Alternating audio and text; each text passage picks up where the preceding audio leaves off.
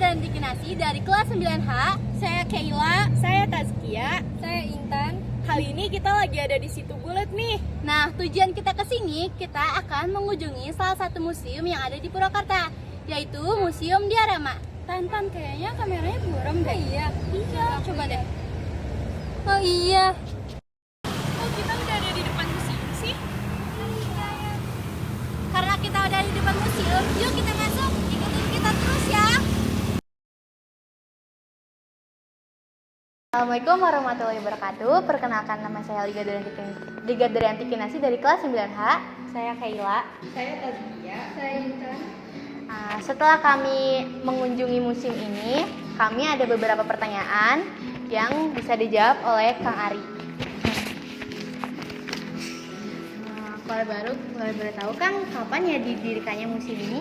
Oke, saya menjawab pertanyaan dari adik-adik SMP 2 ya. Kebetulan saya juga alumni SMP 2 dulu ya, sama. Apa saja pendirian dari Museum Balai Panjangwangan Diorama Purwakarta ya, yaitu Museum Balai Panjangwangan Diorama Purwakarta ini berdiri sejak tahun 2015. Tepatnya kita berdiri tanggal 21 Februari. Pada saat itu pencetusnya adalah Bupati terdahulu, yaitu Bapak Deddy Mulyadi dengan Kepala Dinas Kearsipan, yaitu Ibu almarhum Hajah Hina saat itu. Jadi Museum Balai Panjangwangan Diorama Purwakarta ini dibangun untuk melihat sejarah tentang bagaimana pembentukan Purwakarta dari awal terbentuk ya, dari dulu kita bergabung sama Karawang ya, pada akhirnya kita memisahkan diri ya, dan dilantiknya Bapak Ronggo Waluyo menjadi bupati yang pertama Purwakarta pada tahun 1964 ya, pada saat itu.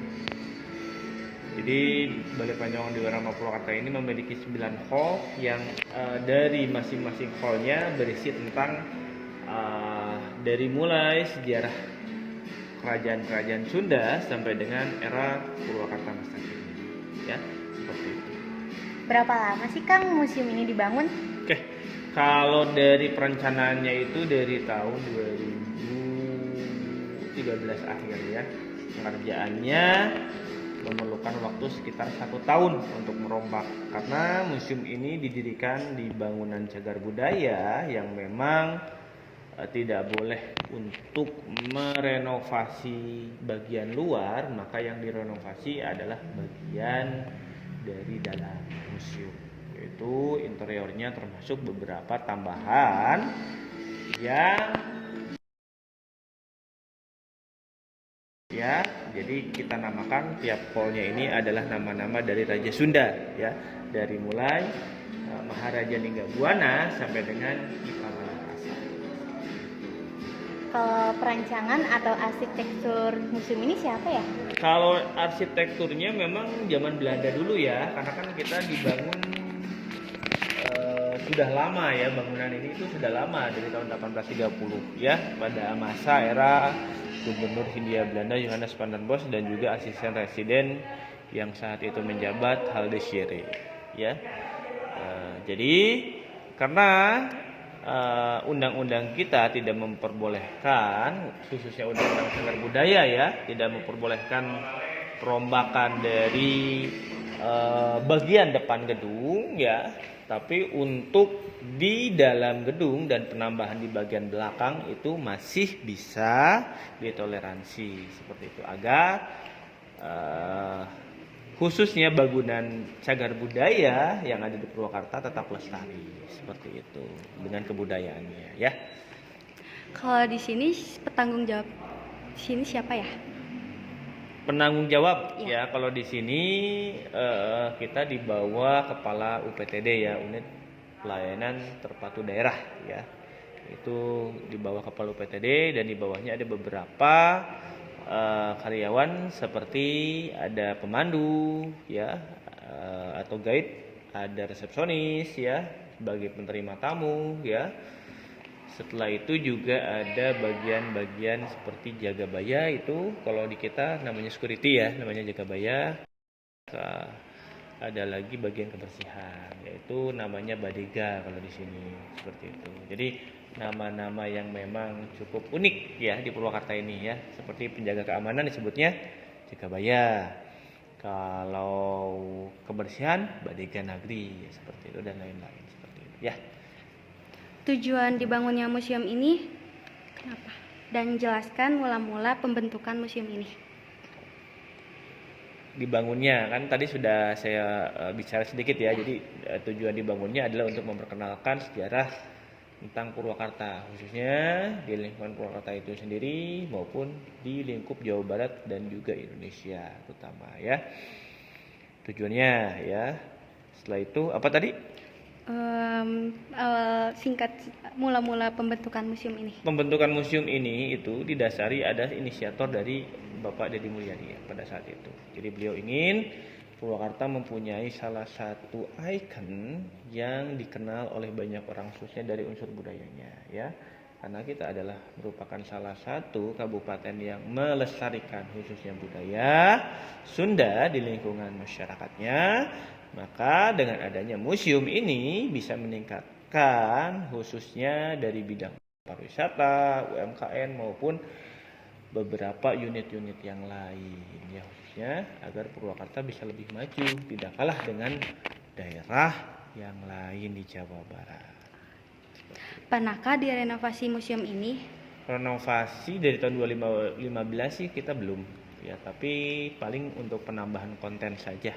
Dan insya Allah mudah-mudahan dengan regulasi baru ya yang kita dapatkan ya dengan tiketing ini, intinya kita dari masyarakat sendiri ikut serta dalam melestarikan khususnya beberapa konten-konten, juga beberapa alat-alat yang seharusnya memang sudah bisa diperbaikan ya, sudah bisa kita gunakan ya dengan normal kembali semuanya ya, mudah-mudahan di tahun ini ya. Dan juga museum ini juga lebih banyak dikenal khususnya ya dari luar Purwakarta maupun mancanegara ya, itu aja sih.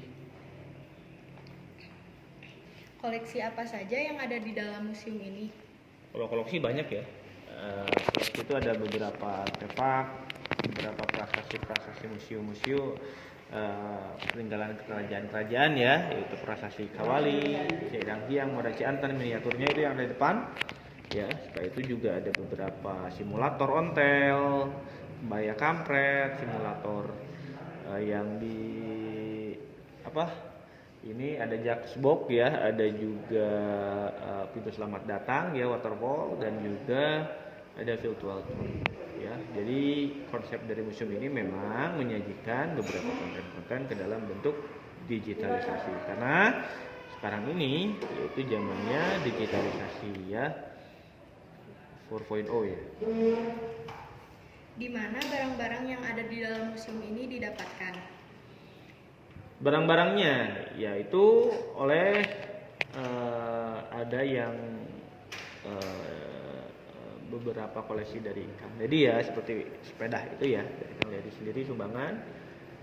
Selebihnya yaitu beberapa media pendukung ya, seperti simulator ontel, digital book, dan juga beberapa ornamen yang lain seperti photo booth dan juga mini theater. Itu udah ada pengembangannya ya, dari pihak ketiga ya, terutama ya kontraktor itu sendirinya. Apa benda terpenting yang ada di dalam museum ini? Benda terpenting, benda apa ya? Kalau dirasa sih semua penting juga ya, kebanyakan ya. Beberapa data-data yang kita dapatkan, beberapa kegiatan-kegiatan ya, semua terdokumentasikan di sini. Seperti itu, seperti kegiatan bupati, kegiatan DPRD, serta kegiatan pada era Kang Deddy ya pada saat itu.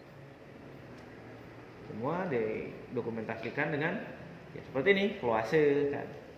Ada digital book dan juga beberapa ornamen lain. Kenapa bisa jadi barang terpenting dan jika dijual berapakah nominalnya? Enggak, kalau museum kan udah ada regulasi ya, tidak boleh menjual dari koleksi yang ada seperti itu, kecuali memang negara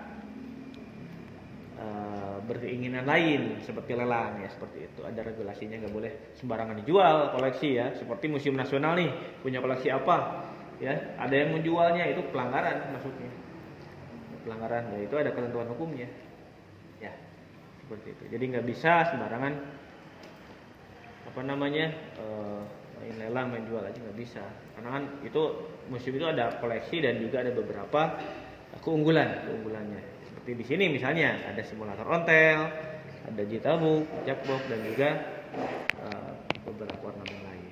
Memang khas, tidak seperti di museum lain ya. Seperti Museum Purwakarta sama Nusantara beda konsepnya. Kalau Nusantara kan lebih ke general Nusantaranya kan, menampilkan 34 provinsi kan.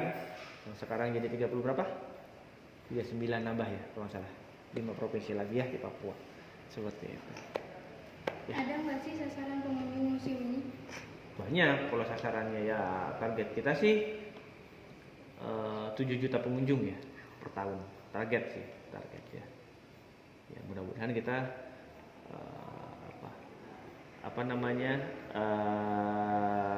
bisa mencapai ya. Insya Allah mudah-mudahan. 7 juta itu keseluruhan museum ya, bukan hanya satu. Satu berat ya. Kalau rata-rata kunjungan di sini juga per bulan itu sekitar ribuan ya mungkin ya. Dapat 10.000 aja udah wah unggulan sendiri. Ya, museum sebulan udah 10.000 kunjungan itu udah hebat lah. Gitu. Apalagi sekarang kan udah ada regulasi untuk retribusi kan. Ada rencana pengembangan atau perbaikan ke depannya untuk museum ini? Ada, terutama ya seiring dengan nanti berjalannya waktu, berjalannya kepemimpinan baru, otomatis kan nanti ada pengembangan baru lagi, seperti bupati baru, nanti ada beberapa ornamen baru ya, terutama ada inovasi baru lah, terutama penyegaran. Nah, jangan sampai ya kita lihat Museum Balai Panjangan hanya ini aja misalnya yang jadi salah satu media daya tariknya gitu. Kita harus juga kembangkan media-media yang lain yang lebih menarik wisatawan untuk bisa berkunjung ke sini, khususnya kaum pelajar maupun kaum wisatawan lokal. Pertanyaan terakhir nih Kak, apa harapan kakaknya untuk museum ini? Ya, harapan saya yaitu dengan adanya ikut serta masyarakat ya, menyumbang ya, kontribusi dengan Museum Balai Panjangan ini dengan kemajuannya Kabupaten Purwakarta, terutama kita berinovasi baru ya, berkreativitas baru ya, mengembangkan beberapa khususnya destinasi wisata yang baru. Dengan adanya destinasi wisata yang baru pun juga terutama masyarakat Purwakarta maupun luar Purwakarta akan senang berkunjung di sini ya, apalagi dengan beberapa ornamen baru atau konten-konten baru yang ada di sini seperti itu ya. Mudah-mudahan lah tahun ini terwujud. Harapannya bisa mencapai target yang kita inginkan, terutama kesejahteraan masyarakat di sekitar Museum Purwakarta. Dengan adanya museum ini, terutama masyarakat sekitar pun bisa terangkat ya, pertama dari segi penghasilannya itu dengan UMKM-nya seperti itu. Terutama kan banyak ya sekarang udah mulai lagi kan wisata kuliner kan ya, setiap minggu kan, malam minggu ya, jadi ekonomi bangkit ya. Setelah kita 2 tahun 3 tahun kemarin tuh corona 2 tahun ya, 2 tahun lebih ya, mau 3 tahun ya. Iya. Ya bukan waktu yang sebentar ya menurut saya. Museum ini pun waktu pas corona juga sempat vakum, kalau nggak salah tutup berapa bulan tuh, sampai 3 bulan 4 bulan saya nggak tahu persisnya seperti itu. Dan pembatasan pun juga harus diperketat, nggak boleh sembarangan dan lain-lain seperti itu. Penerimaan tamu juga rata-rata tamu-tamu VIP atau tamu-tamu yang memang studi banding, tamu-tamu lain masih belum boleh. Ya. Jadi dengan sekarang dibukanya PPKM, ada kebiasaan baru juga mulai normalisasi. Baik teman-teman, wawancara dari kelompok kami sudah sampai di penghujung akhir. Pertanyaan kami sudah dijawab jelas oleh Kak Ari. Terima kasih kepada Kak Ari sudah menjawab beberapa pertanyaan kami. Wassalamualaikum warahmatullahi wabarakatuh.